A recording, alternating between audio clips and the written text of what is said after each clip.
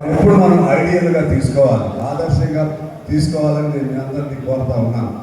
అదే అదే పద్ధతుల్లో ఇవాళ మీరు ఇక్కడికి వచ్చినటువంటి వాళ్ళు ప్రధానంగా ఒకవేళ అందరూ సెలెక్ట్ కారు, ఇప్పుడు కొద్దిమంది సెలెక్ట్ అయితే ఇంటికి వచ్చారు పిల్లలు, అందరు కారు, అందరు కాలేదు కాబట్టి డోంట్ గెట్ డిసప్పాయింటెడ్. మీరేమి నిరుత్సాహం గురి కాదు. It is an effort, it is like A mile stone. ఒక స్టోన్ ఎక్కడానికి ప్రయత్నం ఇది. ఎవరు కూడా నిరుత్సాహం గురి కావద్దని మీకు తెలియజేస్తా ఉన్నాను. ముఖ్యంగా నేను ఉదాహరణ చేసి చెప్పాలంటే నాకు ధైర్యం ఉండేది కాదు. ఉద్యోగంలో పాల్గొని ఉద్యోగం వస్తుందని ధైర్యం లేదు నాకు ఎప్పుడు. అందువల్ల నేను బిఏ చదివినప్పుడు కూడా నేను ఎప్పుడు కూడా ఎటువంటి ఇంటర్వ్యూకి కూడా వెళ్ళలేదు. ఈవెన్ ఎంప్లాయ్మెంట్ ఆఫీస్లో నా పేరు కూడా నమోదు చేయించుకోలేదు. కానీ నాతో చదివిన వాళ్ళు పెద్ద పెద్ద ఆఫీసర్లు అయ్యారు, నాతో జర్నలిస్ట్గా పనిచేసిన వాళ్ళు ఎడిటర్స్ అయ్యారు. అందుకని నా అనుభవంతో చెప్తున్నా, మీరు ఎప్పుడు కూడా డోంట్ బీ నర్వస్. మీరు భయపడకండి, మీరు భయపడద్దు. మేము వేరే దానిలో ధైర్యం ఉంది కానీ దీనిలో నాకు ధైర్యం లేదు, ప్రాబ్లం అది. మీరు మాత్రం ఇప్పుడు ఇంటర్వ్యూకి వెళ్ళినా కూడా ధైర్యంగా ఉన్నాను. ఇవాళ పోయినా సరే ఎక్కడ తప్పులు జరిగినాయో అర్థం చేసుకుని మనం దాన్ని భవిష్యత్తులో సెకండ్ ఇంటర్వ్యూలో అటువంటి తప్పులు జరగకుండా ప్లాన్ చేసుకోండి. ఆ తర్వాత హోమ్ వర్క్ చేయాలి, ఇండస్ట్రీ చేయాలి. అంటే మీరు మామూలుగా ఇక డిగ్రీ అయిపోయింది లేకపోతే ఐటీఐ అయిపోయింది, చదివే పని లేదు అనుకోకండి. ఐటీఐ టెక్నికల్ జాబ్ అయినప్పుడు కూడా అది కూడా చాలా వరకు సామాజిక అవగాహన కూడా ఉండాల్సిన అవసరం ఉంటుంది. అలా అన్నీ కూడా మీరు జాగ్రత్తగా నేర్చుకోమని నేను కోరుతున్నాను. నేర్చుకుంటే ఇక్కడ ఉద్యోగం రానివాడంటూ ఉండడు. అలాగే ప్రధానంగా కమ్యూనికేషన్ స్కిల్స్ అంటే మీరు టెక్నికల్ నాలెడ్జ్, టెక్నికల్ భాష ప్రధానంగా నేర్చుకోవాలి. దాన్ని కమ్యూనికేట్ చేయడానికి ఇంగ్లీష్ నేర్చుకోండి. ఇంగ్లీష్ నేర్చుకోవడం పెద్ద బ్రహ్మ విద్యం కాదు. మన జితేష్ గారిని చూస్తే నేను really I wondered to listen his speech or his generally way of talking to me or to other persons. చాలా చక్కగా, అసలు నేను మొదట్లో ఆయన ఫస్ట్ వచ్చినప్పుడు తెలుగు అయినా అనుకున్నాను, నాకు తర్వాత పార్టీ నన్ను పేరు బట్టి అర్థమైంది.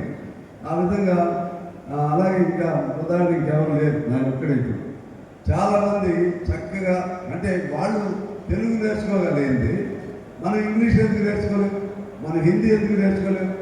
దయచేసి పిల్లలందరూ నేను చెప్తున్నాను, మా పని అయిపోయిందని అనుకోవద్దు. మీరు రోజు కష్టపడి చదువుతానే ఉన్నాడు. మీరు రోజువారీ పని చేసుకుంటూ 1 గంట 2 గంటలు చదువుతానే ఉన్నాను. అది మీ భవిష్యత్తుకి చక్కటి దారి చూపెడుతుందని నేను భావిస్తూ ఉన్నాను.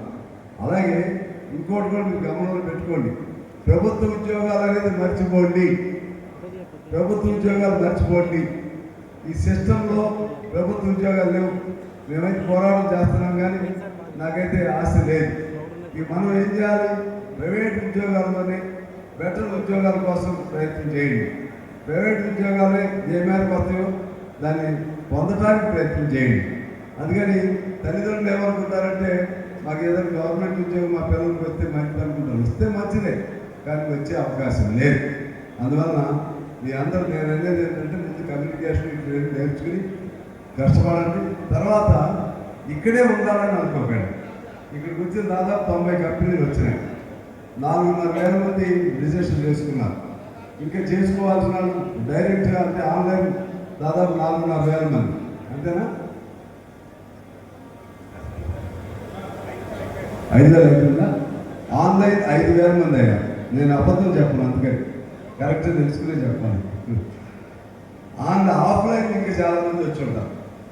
అంటే దానిలో ఇందాక మన కోఆర్డినేటర్ ఆయన వెంకటేశ్వర గారు అనుకుంటారు, ఖచ్చితంగా 3,000 ఉద్యోగాలు ఇప్పించడమే నా బాధ్యత అని చెప్పాడు ఆయన నేను మనస్ఫూర్తిగా అభినందన తెలియజేస్తున్నాను. పెద్ద ఆర్గనైజేషన్ చేయడం అనేది సాధ్యం కాదు.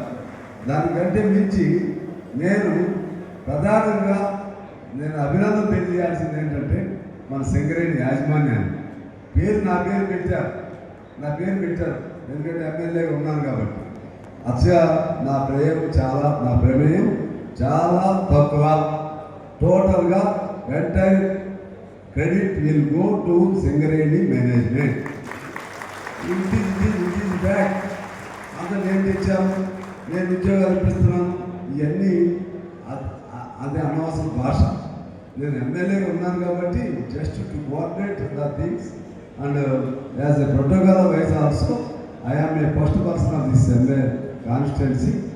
I am being honored by the Singareni to change or to organize or to call all these people.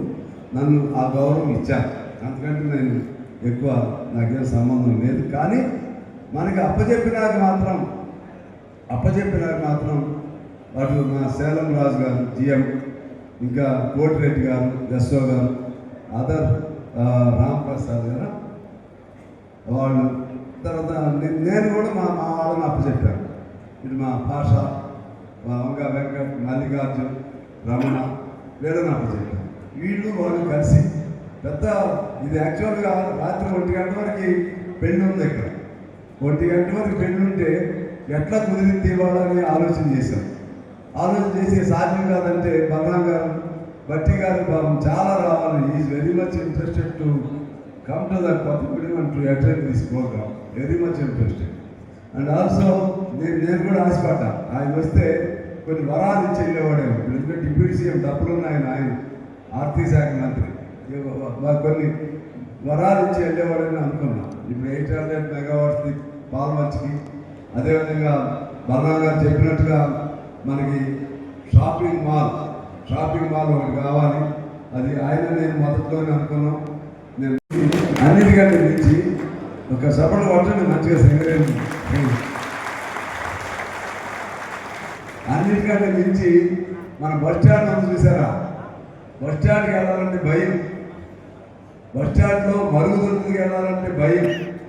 పేదవాడికి బస్ స్టాండ్, ఖరీదైన కార్లు ఉంటాయి, పేదవాడు అచ్చమైన పేదవాడు, దాన్ని పూర్తిగా మార్చాలి, తీసేయాలనే నిర్ణయానికి నేను వచ్చా.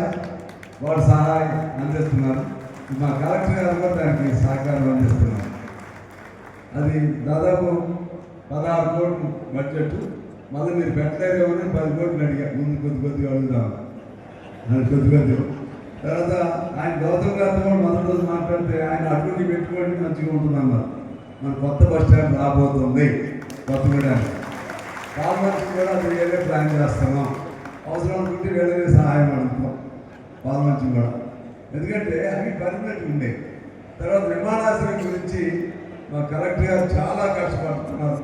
చాలా నేను ఆలోచన నాది, ప్రయత్నం ఏమో వారిది, రావాలని కోరిక నాది, మీ అందరి తరఫున ప్రయత్నం వారిది. వారు ఎన్నో ఉన్నా సరే తక్కువ రోజులే ఉంటారు, అందుకని విమానాశ్రయానికి ప్రయత్నం చేస్తున్నాం.